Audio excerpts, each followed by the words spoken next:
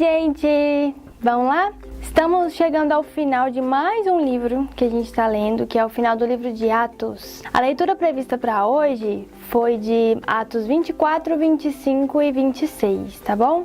Desde o capítulo 21, Paulo vem passando por uma série de defesas em relação à fé dele.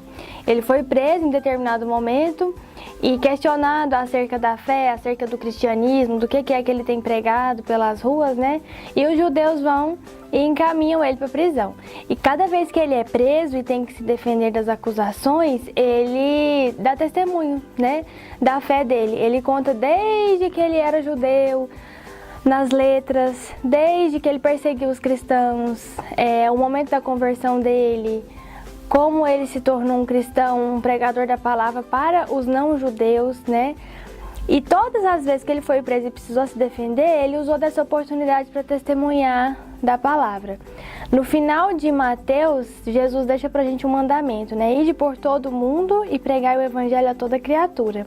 E foi isso que Paulo fez todas as vezes que ele foi preso, né? No mundo nós teremos aflições. Você vê, o cara estava preso. Situação difícil, eu acho que muitos de nós aqui nunca fomos presos.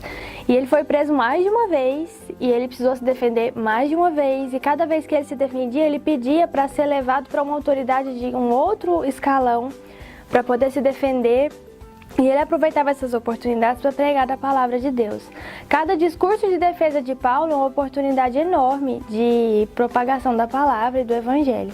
Uma coisa muito interessante é que no início do livro de Atos, a maioria dos discursos dos discípulos são concluídos com frases como: e naquele dia 5.000 convertidos, e naquele dia milhões se juntaram à igreja. E esses discursos de Paulo não são concluídos dessa forma, muito pelo contrário. Olha lá o final do capítulo 26, no versículo 25. Respondeu Paulo: não estou louco, excelentíssimo Festo. O que estou dizendo é verdadeiro e de bom senso. O rei está familiarizado com essas coisas e lhe posso falar abertamente. Estou certo de que nada disso escapou do seu conhecimento, pois nada se passou num lugar qualquer. Rei Agripa, crês nos profetas? Eu sei que sim. Então Agripa disse a Paulo: você acha que em tão pouco tempo pode convencer-me a tornar-me cristão? Paulo respondeu: em pouco ou em muito peço a Deus que não apenas tu, mas todos os que hoje me ouvem se tornem como eu, menos essas algemas. Então, gente, Paulo aproveitou a oportunidade, ele utilizou da palavra das escrituras para construir todo o argumento dele em volta da defesa e da pregação da palavra, e por isso que ele joga para o rei Agripa, né? O senhor crê nos profetas? Porque o que eu estou fazendo é só propagar o cumprimento da palavra dos profetas. E interessante é quantas vezes nós na nossa vida nos queixamos de testemunhar, de falar daquilo que a gente estuda, da palavra de Deus, o que Deus tem feito na nossa vida. A gente se envergonha, às vezes a gente não tem uma oratória muito boa e a gente não quer falar.